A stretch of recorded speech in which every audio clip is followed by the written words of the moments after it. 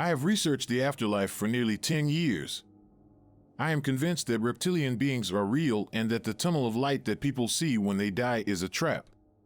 For the last 10 years, I have been researching the nature of our reality, who or what controls our society from the shadows, and more importantly, what actually happens when the physical body dies and the soul leaves the body. Do we go to heaven? Do we go to hell? Do we just cease to exist? Is there a God that takes care of us? Once you begin to realize what's actually going on and how deep the rabbit hole really goes, you will never see the world in the same way, so buckle up and get ready. This is not going to be easy to swallow for most people. The whole point of this post is not to frighten you, but to present you the conclusions that I've come to in regards to what actually happens when our physical bodies die after having done what feels like endless research from every angle possible. I have thoroughly investigated near-death experiences, out-of-body experiences, astral projection experiences, past life regression hypnosis data, remote viewing data, Gnosticism, ancient texts, and more. I cannot say I know with absolute certainty what happens when we die, but what I do know is that all these different ways/methodologies of researching lead to the same conclusions, and because of that, I believe that Earth is a prison planet and a massive farm used by various parasitic entities who are using us and have been using us as energetic food for what appears to be a very long time. I will share plenty of evidence from different sources and perspectives to make you understand how I connected all these dots and why I came to these conclusions. Many different sources that have nothing to do with one another indicate the same scenario, so what I'm about to explain below is the summarization and conclusions of all these sources, which can be found at the end of the post. This is an evidence-based theory, so this post isn't about what I'm saying, it's about what the evidence is showing to be the case. Reincarnation and the white tunnel of light. You know how anyone who's had a near-death experience talks about having seen a tunnel of light appear in front of them? Or having met members of their family who had passed away? In some rare cases, even having met and spoken to who they thought was God. Evidence suggests that the tunnel of light which appears when we die is a trap designed to wipe the whole memory of our last incarnation and to recycle our souls into another body, thus keeping us in an infinite loop here on Earth. Because of this, the overwhelming majority of people walking the earth have total amnesia and don't remember anything about their past lives nor anything from the periods in between their lives. If you do some research though, you will notice that there is, however, a small number of people worldwide who are able to recall very specific details regarding who they were, what they did for a living, where they lived in a past life. How do we know these people aren't making up their stories? We know this isn't the case because lots of people have been able to bring very solid pieces of evidence to sustain their claims that can be verified, such as Shanti Devi, who solved the murder case of her past life. This shows that reincarnation is a very real phenomenon, confirming what many religions claim to happen to the soul when a person dies. The reason these people's memories have only been partially erased and not fully erased remains unknown for now. The reason people that went through near-death experiences didn't come back with their memories wiped is because, unlike people who have died, they didn't end up going all the way through the tunnel of light to reach its destination. Many near-death experiences didn't enter the tunnel at all, while some have partially experienced it. All of them managed to return to their bodies and live to tell what they experienced on the other side, hence the term near-death experience. The astral realm, the reptilians, and their agenda. The reptilians are found in the literature of multiple ancient cultures across the globe.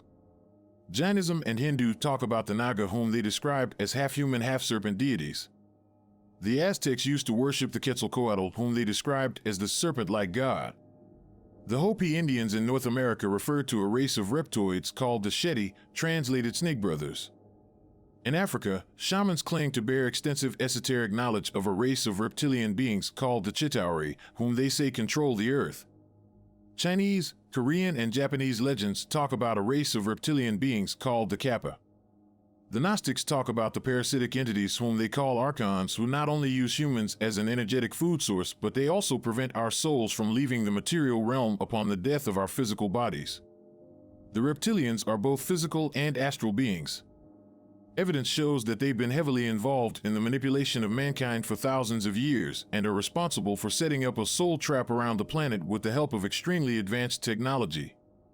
This energy grid around the planet serves multiple purposes. One of its main purposes is to project this grandiose tunnel of light in the proximity of people who have just died in order to lure their souls in. This is the same tunnel of light that so many people who've had near-death experiences have reported seeing on the other side. The soul may be under the impression that the tunnel is going to take it to the heavens or perhaps to a higher plane of existence, depending on its level of awareness. Evidence, however, shows that when the soul enters the tunnel, its memory gets wiped and the soul is put into another body here on Earth, reincarnation. The tunnel acts as a bait, and to make a good analogy, imagine a fisherman and his fishing rod. He throws in the bait, which hides the hook, and the fish get trapped in it when they bite. We get tricked and trapped by the tunnel of light in a similar way if we aren't aware that it is a trap. In this case, we're the fish. The reptilians are highly intelligent, highly advanced technologically, and they lack empathy, which makes them dangerous. These beings see themselves as controllers and farmers of humanity, in the same way we see ourselves as controllers and farmers of cattle here on Earth. The reason they want to keep us here is because they need to feed off of us energetically. When people go through any kind of suffering, these entities feed off of our lower frequency emotions such as fear, pain, grief, anger, jealousy, rage, anxiety, lust, because they are low vibrational beings that require low vibrational energy in order to survive.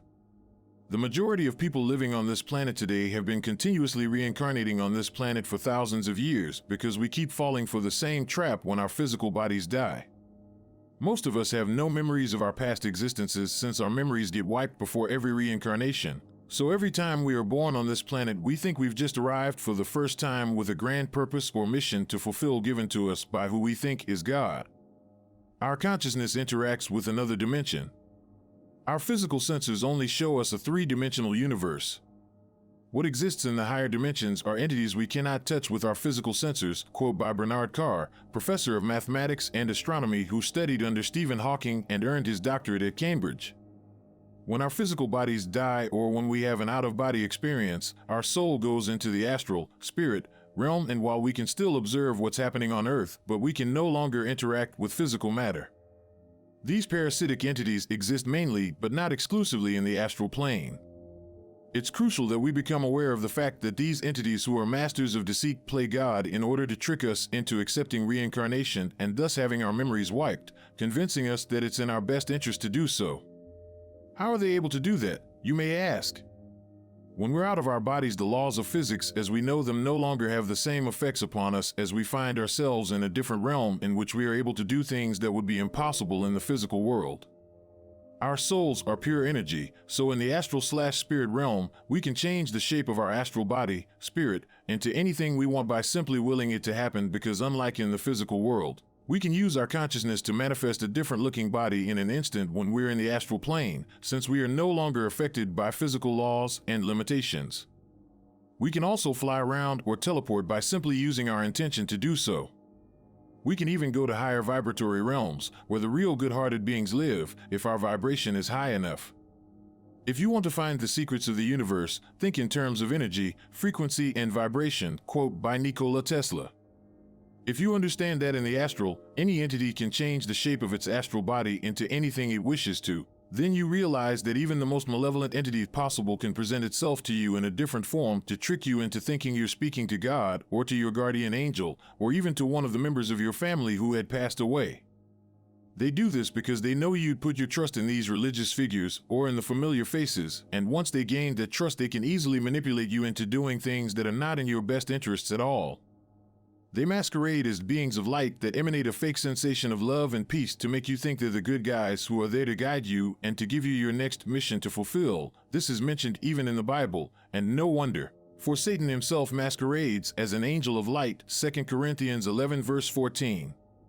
Afterlife tricks and scams. If you don't enter the tunnel of light when your time comes, you need to be aware that these entities will present themselves to you in the form of angels, Jesus, God, saints, guides, ascended masters, guardian angels, and they're going to try to convince you that you need to go back to Earth so you can pay back your karmic debt or to continue learning, or that you have to go back with a special mission to fulfill, which is complete bullshit, but we keep falling for these scams because they tend to make sense from our narrow and pre-programmed perspectives. Good luck fulfilling that special mission if you can't remember what the mission was.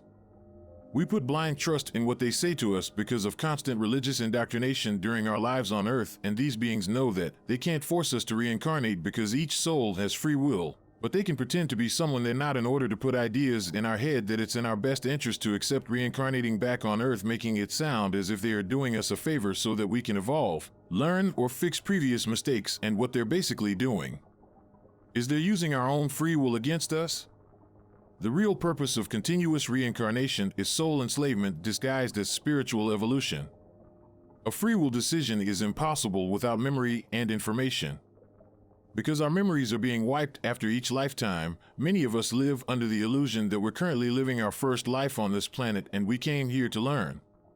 Learning about life on Earth and experiencing it would be useful if we didn't lose our memories after each lifetime. But it doesn't matter what we learn over here as long as everything gets erased after each reincarnation and we have to relearn everything from scratch over and over again in an endless loop. Earth is a prison planet camouflaged as a cosmic school. This idea of a cosmic school has been going around in order to trick souls into wanting to come and stay here in order to learn. This whole matrix is designed to drain our energy, wipe our memories over and over again, and keep us trapped. Many people that went through near-death experiences even recall being accompanied by a loving angel who showed them their life review. The reason the entities show us life reviews is so we can relive certain moments from our lives in which we made certain mistakes, and by reliving those moments, feelings of guilt, shame, and remorse are being generated inside of us, making us want to compensate for them. These beings then use these feelings against us, telling us things such as, "You have made these mistakes, you have to go back to fix this." Nobody is perfect and we all make mistakes, so their emotional manipulation scam will never end if you buy into it, because being human, it's impossible to not make what we perceive to be humanly mistakes. New Age believers who promote calling upon your spirit guides, guardian angels, ascended masters, and religious figures for help are actually doing huge damage to themselves and to all of humanity, and they are not even aware of it. You are everything you need to succeed. You are a powerful creator being and you don't need to give your power away to anybody. How they're using your religious beliefs against you. Religion has programmed you to believe that at the moment of your death, a spiritual judgment type of scenario will take place, the biblical judgment, and it will be expected of you to give your authority away to these beings, God, angels, guides, letting them decide your fate, so that when your time actually does come, you won't even question these beings and what they are doing with you. Instead, you will simply accept whatever they asked from you because everything will seem to be going as planned, since that's what religion programmed you to believe will happen when your physical life will end. These entities take advantage of the fact that you have been continuously conditioned to believe in an afterlife savior who will take you to the heavens if you're a good boy. Even if you are an atheist, when you see this God or Jesus figure right there in front of you in the astral, you may start to have second thoughts about what you thought about religion back on Earth, and you will most likely end up accepting what these entities want you to do, because your perception of reality can change in an instant in a shocking and surprising scenario like that. Religion has also given you the sense of being a guilty sinner who has to worship, obey, and pray to a certain God, depending on your religion, in the hopes of afterlife salvation. The real salvation is not coming from the parasitic entities who pretend to be our creators, it is coming from ourselves. In order for this to happen, we have to become aware of what actually awaits us when we die, so we can use our free will to put an end to this vicious reincarnation cycle. The real, powerful, infinite Creator God, who has nothing to do with any religious movement, is already within you. You are source energy. We are the saviors we have been waiting for, and we don't need to give our power away to anybody. Think about this. If you're born somewhere in Europe/North America/South America, for example, then the main religions of those areas tell you that God put you on this earth to live your life, and at the end of that life, there will be judgment. God will then decide whether you'll go to heaven or hell for eternity. But what if you're born in other areas of the world, such as the Middle East, or India, or any country/region in which the main religion is either Buddhism, Hinduism, or Jainism? These religions teach that after death there is reincarnation, no heaven, no hell. So why is it that the place we're born in on this planet dictates a certain belief in something so important such as our existence beyond physical life? Will random luck really going to dictate what's going to happen to each one of us at the moment of our death? Will each one of us have a different afterlife fate just because we're born in different places around the world? It is all part of their game of deception, but the more you expand your awareness, the easier you can see through the lies and deceit of the social and religious programming that we've all been through one way or another. Why is Source Energy / the creator of this universe allowing all this to happen? Each being in this universe, whether malevolent or benevolent, has free will. Ask yourself, why are we humans allowed to enslave the animals here on Earth? Why are we allowed to slaughter more than 3 billion animals on a daily basis? Why are we allowed to keep animals locked up in farms and cages until the day they die? Why are we allowed to be so cruel to the other forms of life? Why? Because we, just like these entities do, have free will. From our perspective, we do these things because we need something from them, which is energy in the form of physical food. We think we are entitled to do what we do because we are superior to them and because we need to survive. We perceive these things to be normal and part of life. From the perspective of the animals, however, if they were aware of it, we would be their reptilians since we operate just like them. But we never see ourselves that way. We don't think we're the bad guys because all we do is try to survive. The entities don't see themselves as the bad guys either since they're also trying to survive. What we do to the animals is almost exactly what these beings do to us, and they need to keep us imprisoned here to feed off of us just like farmers keep their cattle locked up in farms and stables to get what they need from them. Evidence number 1, the perspective of past life regression hypnosis. Calogero Grafassi is a past life regression hypnotist from Italy. He has posted thousands of past life regression sessions on YouTube that explain what happens to the soul in between lives, how the reptilians feed off of us energetically while we're physically on Earth, and how they try to manipulate us into accepting reincarnation when we die by pretending to be beings of light in the astral. The information that's coming out of Calogero's sessions doesn't actually come from himself directly, as he is the person who investigates and asks the questions. The information is coming from people that are able to enter the hypnotic state of mind, which are either his clients or people who enter the hypnotic state for his clients. He has posted thousands of sessions with different people from all over the world that talk about encountering the same type of entities who play God, Jesus, angels that trick people into reincarnating back on Earth and having their memories completely erased. Feel free to research as many of his hypnotic sessions as you'd like. Truman Cash is an alien abductee and afterlife/past life regression researcher. Through hypnotherapy, he managed to recover some of his in-between lives memories and discovered that every time he died, the tunnel of light led him to an implant station where advanced alien technology was used on him in order to erase his memories. Then he was time and time again sent back to Earth and put into a newborn's body, thus becoming trapped in Earth's reincarnation cycle for thousands of years. Moreover, the work of other past life regressionists such as William Criado and Aurelio Mejia also reveals that the reptilians use us as a food source and trick us into reincarnating back here when our physical bodies die. There's 5 to 6 different past life regressionists that I know of, there's probably more, who discovered the same thing about the afterlife after each one of them worked with their own clients from all over the world. Evidence number 2, the perspective of Gnosticism and Buddhism. The word Gnostic comes from the term gnosi in Greek, which means knowledge. The Gnostics were a group of people who seek to reveal the truth of the supreme essence of the divine, thus overthrowing false beliefs of God, society, and life in general. They say that humans are divine souls trapped in the physical world, and that the only way one could attain salvation from this place is not through worshiping the demiurge, the false god of religion, but through gaining secret esoteric knowledge about who you really are, where you came from, and about how these parasitic entities operate, which will eventually set you free from this physical world in which your soul is trapped in.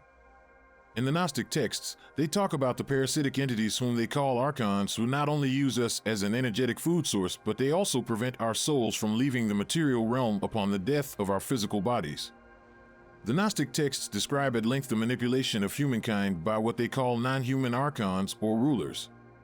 The soul trap is also mentioned in the secret book of John, which confirms the information coming from other sources. Buddhism teaches that reincarnation is an endless cycle of suffering, the wheel of samsara, that can only be broken by achieving enlightenment. In other words, we are stuck in a reincarnation cycle where we are bound to continuously suffer one way or another, life after life, until we spiritually wake up and break free from the reincarnation cycle. Evidence number 3, the perspective of remote viewing. Remote viewing or extrasensory perception was developed in the 1970s by the CIA and was used for espionage purposes. Remote viewing is the ability of a human being to perceive information and imagery of remote geographical targets, regardless of time and space. While this is a natural ability, it is very hard to do without training. People who effectively use remote viewing aren't special, they are simply highly trained individuals, and anyone can learn how to do it. Farsight Institute has some of the best remote viewers on the planet today. Amongst many different projects, they have investigated the afterlife and the reptilians using remote viewing techniques in a project called the Death Traps. 3 highly trained remote viewers from the Farsight Institute were tasked to remote view what happens to the soul of a person when the physical body dies. All 3 of them perceived the exact same scenario without communicating with each other, that the soul is confused, disoriented, and ends up entering a tunnel of light which violently shocks the soul. Immediately after that, the soul no longer has the memory of who it was and where it come from. I recommend watching the whole RV project for a better understanding, not just the trailer. In another Farsight project called The Escape, they have investigated how Earth has long been used as a prison planet. The remote viewers have been able to psychically perceive the grid that surrounds the Earth, which is being used to zap souls who attempt to go through it. Again, I recommend watching the whole RV project for a better understanding, not just the trailer. Many other remote viewing projects made by Farsight Institute such as Area 51, Oumuamua, Zeus, The War in Heaven, among others. They have often psychically perceived these aggressive, evil-looking reptilian beings with psychopathic minds who always try to control, conquer, and manipulate other beings. Brett Stewart, another skilled remote viewer along with his team, they have nothing to do with Farsight Institute, have also investigated the afterlife. Their afterlife project is called Moksha, which means freedom from the reincarnation cycle in Hindu.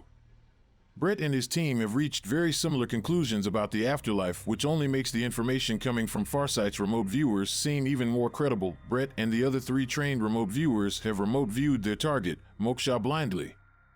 None of the remote viewers have communicated with one another before or during the project and only shared their findings and common denominators when all the remote viewing data had already been collected. Note: the CIA has declassified numerous documents proving the existence and use of remote viewing.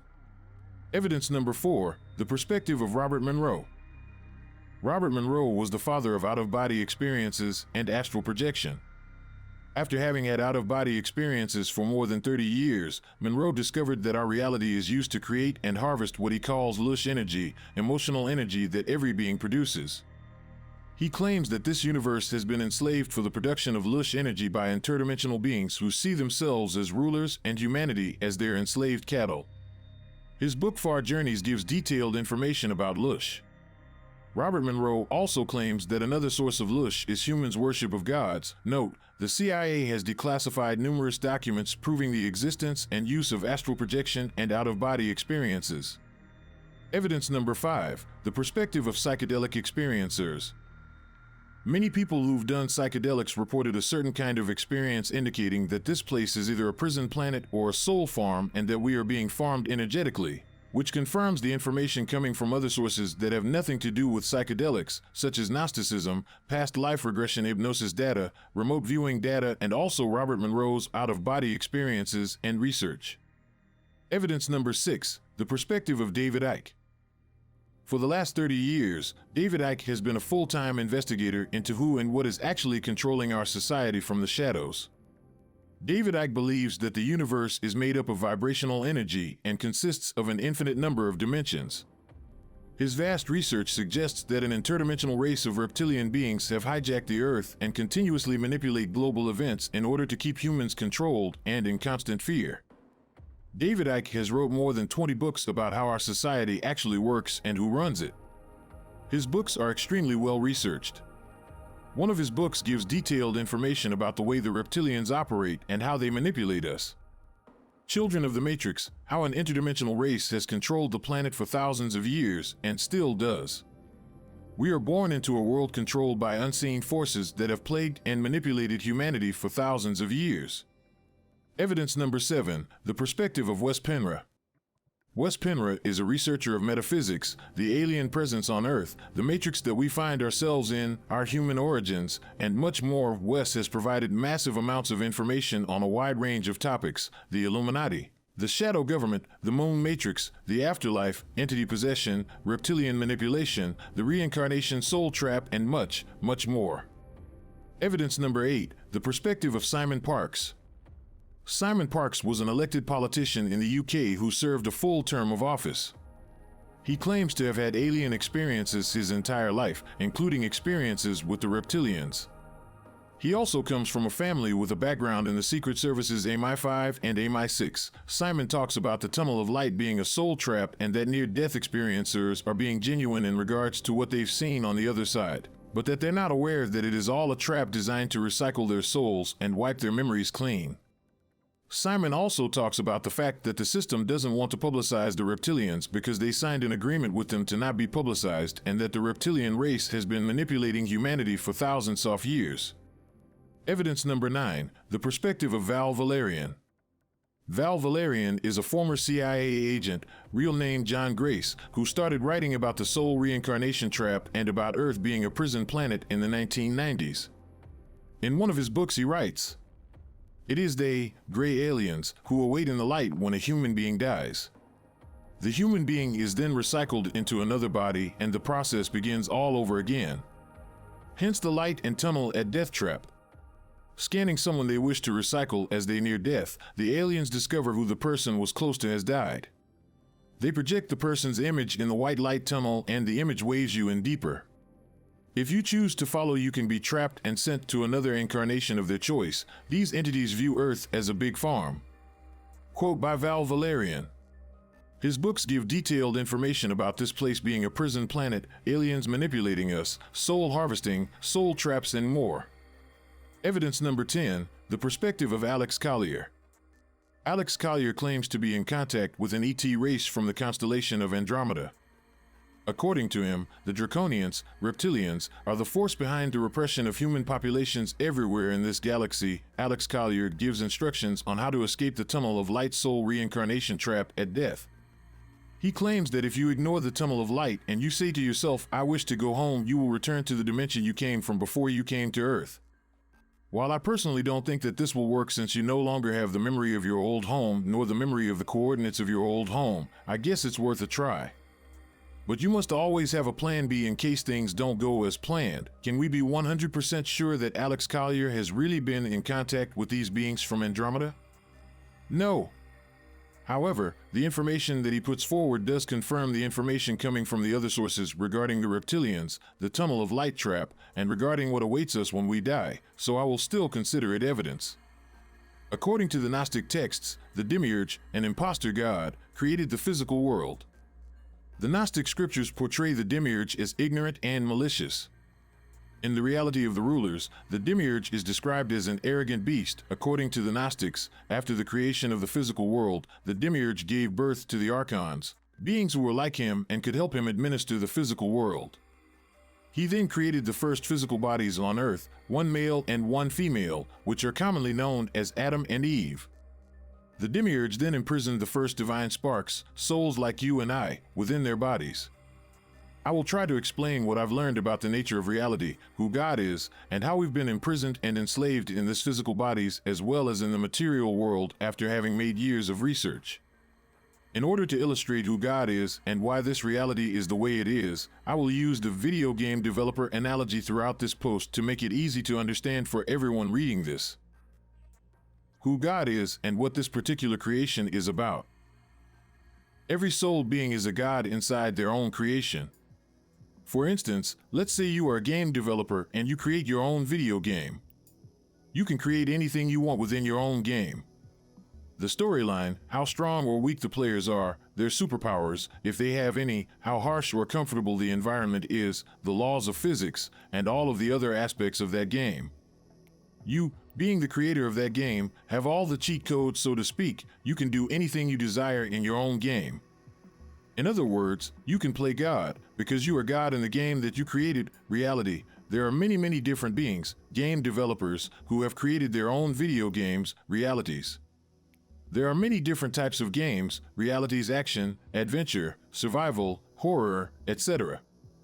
In this particular material world that we find ourselves now, we're dealing with a power-hungry game developer that has the characteristics of a psychopath. A being who wants to have every player believe that they are the creator of all game developers and that they are the most powerful. Therefore, they seek to be worshipped and prayed to by every player in their game. The game developer, through its widely spread out religion, tells the players that unless they worship and pray to the game developer, not only they cannot be saved from the game, but they will be thrown in a much worse game called hell, where they will suffer for eternity. The foundation of the reality that we're in is built upon survival of the physical body. They purposely created a reality where every being must kill and eat another in order to gain more energy for their physical bodies and stay alive. They created a food chain. Animals use many strategies to kill their prey, including power, speed, and deception. Some of the tactics that fall under the category of deception include camouflage, mimicry, and hypnosis. Chameleons can change their color to blend into the environment so that their prey doesn't detect them until it's already too late. Some insects, such as the orchid mantis, are able to shapeshift and appear as a flower. Others, such as parasites, literally use mind control. There are quite a few creatures on both land and sea that use light to lure, capture, kill, and eat their prey. These include the anglerfish, viperfish, dragonfish, black sea devils, cuttlefish, and gnatfly larvae. Some creatures use pheromones to drug their prey.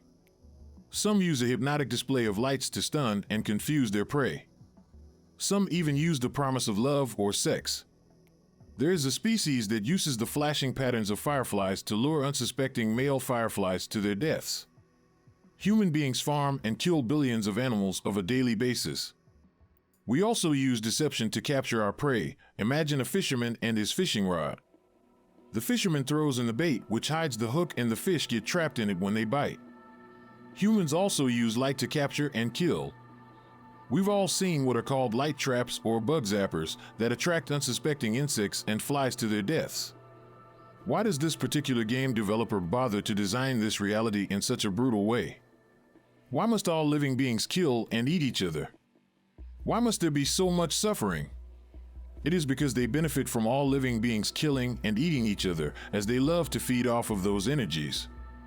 The fact that the physical world was created in this way is a reflection of the personality of its creator, who is anything but benevolent. They created this game to their liking, just like you can create your own game to your liking, with your own set of rules and laws. An example of such world would be one where all living beings coexist peacefully together. No food chain, no diseases, no enslaving monetary system, no wars, no suffering, no 9-to-5 rat race, no poverty, no hunger, no media propaganda, no GMOs, no criminality, no reincarnation, no memory wipe, no energetic and physical slavery. The fact that these exist and are so prevalent in our daily lives tells you something about the agenda of this particular game developer and their intentions with us. The game developer may have created the physical body, but not your soul. The real you, the soul occupying your physical body, has already had experiences in other realities way before this game that you're in now was created. But you might begin to wonder, if you are God, then why can't you fly? Why can't you teleport? Why can't you create physical matter in an instant? Why can't you jump 300 meters in the air? Why can't you express yourself in infinite and unlimited ways as a godly being? This is because if you are in someone else's creation, you are playing by their rules, and the last thing this particular game developer wants, which many people call God, is for you to express yourself in infinite ways without limitations. So what do? They create a physical body for your soul to occupy, a body in which you are very limited, a prison for your soul. A second prison after the material world itself. You went from being limitless to being limited. The game developer genetically engineered the physical body to have many different impulses and urges, one of the most important ones being sex. Whether you are male or female, you feel the impulse and urge to procreate. Where does this urge come from? It comes from your physical body's DNA programming. You act based on your urges and impulses given to you by the engineer of your physical body. Programming and enslavement. You join their reality. And then the programming begins. In school, an authority figure, the teacher, tells you what you must do and must not do, while also programming you with what the official narrative of this reality is. In college, an authority figure, the teacher, tells you what you must do and must not do, while also programming you with what the official narrative of this reality is. At your job, an authority figure, your boss, tells you what you must do and must not do. This basic subconscious and conscious programming goes on for decades. By the time you are fully developed as a person, you've become used to one thing: you must be subservient and take orders from the authority figure, whoever that may be. And then religion comes into play. Once again, an authority figure, God, tells you what you must know as truth and what you must discard as truth, while also programming you with what the official narrative of this reality is. You're not told the truth about who you are as a being, you are told the exact opposite. You're programmed to believe that you're just a guilty sinner and that you must put yourself on your knees and worship the very game developer who is behind the creation of this cruel survival-based kill or be killed, eat, or be eaten reality. A being who, if they were to be judged, they would be the sinner of all sinners. They don't want their programming to only have an affect on you just here on Earth. When you leave the flawed and limiting physical body, they try to lure you back in. You are too powerful as a free being that doesn't occupy a limiting physical body, so they need to make sure you accept going back to another physical body in an attempt to once again severely limit your abilities as a godly being. Your body dies, you exit the body, and you are once again supposed to listen to the authority figure, to the demiurge and his minions, the archons, whether it's God, angels, spirit guides. You must go back with this special mission to fulfill. You must go back to fix your karma. You must go back and evolve. You must do this, you must do that. Karma is a lie they created in order to give you reasons to accept going back, making you think that next time you'll fix things, in a reality that is purposely designed for you to make mistakes, or at least what we perceive to be humanly mistakes. The divine spark within your physical body, the real you, is already perfect, but it doesn't fit the demiurge's agenda to tell you the truth, so the demiurge and his minions, the very beings who have a lot of learning and evolving to do, tell you that your soul is the one that is imperfect, and therefore you need to keep staying here in order to learn and evolve. The demiurge and his archons have corrupted and infiltrated many movements here on Earth, the very convincing and benevolent-sounding love and light New Age movement programs players to believe that their already perfect soul needs to stay here, as they have a lot of learning and evolving to do. Ra, the famous channeled entity, which is presented to us as this humble, all-knowing messenger in the law of one book, programs players to believe that their already perfect soul needs to keep reincarnating here in order to learn and evolve. This of course makes perfect sense from their point of view, because this is exactly what an archonic entity would want us to think and therefore do, as they benefit from us being in their game, if their goal is to keep us stuck in their creation. Then the memory wipe each time your physical body dies, and perceptual control, through constant programming by the education system, religion, New Age movement, etc., about who we truly are and what this reality is all about is a must from their point of view, so that when the game ends for each player, the player doesn't leave. They return to play the same cruel survival-based game over and over again without being aware that they are here to satisfy the needs of its creator. Only on the rare occasion when the player finally starts to figure out what's really happening and begins to see through the illusions and deceptions, they have a chance at leaving the game for good and either join other games, realities, created by other game developers, or create their own game with their own set of rules and laws. To make sure the players don't find out who they really are and how this reality works, the game developer, through their privileged minions known as the elites, who sit at the top of the pyramid here on Earth, the ones who control the banking industry, create the ultimate enslaving tool, money. You spent all these years getting programmed with what the official narrative says, and you finally graduated from school and college? The 9-to-5 rat race awaits. Now you gotta spend the remainder of your life chasing the money and making sure that at the end of the month, you receive that piece of paper which they tell you is the most important thing in the world. On top of that, you gotta make sure you have something to eat and drink every day, and a roof over your head, which results in you completely losing yourself in these everyday survival-based physical distractions, which are cleverly designed to keep you busy and away from finding out who you really are, thus also indirectly preventing you from leaving, as your awareness is now almost completely focused on the least important stuff, which they tell you is the most important stuff. The material world with all its distractions and illusions. Final words. Waking up to the possibility that we could be living on a prison planet can be unsettling, disturbing, depressing, but also enlightening, awakening, and liberating. However, if we are to do something about our situation, then it must be known, the same information that I presented here is being confirmed by a variety of different sources, which in my opinion is evidence that there's a lot of truth to this theory. I don't pretend to know the absolute truth, nor am I saying that the information that I've presented you is the absolute truth. The only thing I can say is these are the conclusions I've reached about our reality and the afterlife after having researched them for many years. If anyone says that they are 100% sure, without a shadow of a doubt, about what happens when we die, then that person is a fraud in my opinion. Nobody will be able to get to the 100% absolute truth about this stuff, but what you can do is to research this topic from every angle/perspective possible so that you can put as many puzzle pieces together as you can, which will allow you to have a greater understanding of who we really are, where we came from, and what we're actually on this planet for. So do not stop here. I highly encourage you to do your own research on this subject and to try to come up with your own conclusions about what awaits us when we die. Most people only rely on what religion and the Bible tells them about the afterlife and never do any individual research themselves whatsoever. Religion offers one perspective, not the full picture. In conclusion, who is God? You.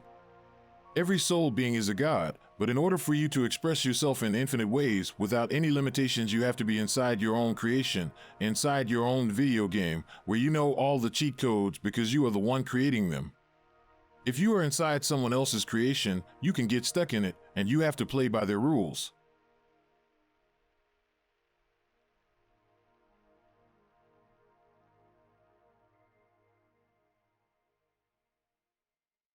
Thank you for watching.